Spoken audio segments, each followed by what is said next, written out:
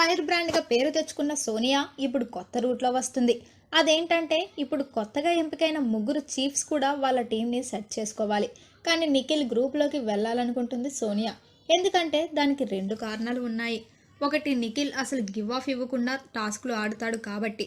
Plus Nikhil ఆడుతున్న game ప్లేకి ఖచ్చితంగా audience నుంచి మంచి ఓటింగ్ వస్తుంది.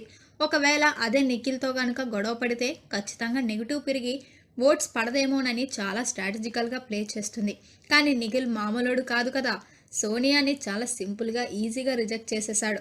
అసలు సోనియా మళ్ళీ అడగటానికి కూడా ఛాన్స్ లేకుండా చేశాడు.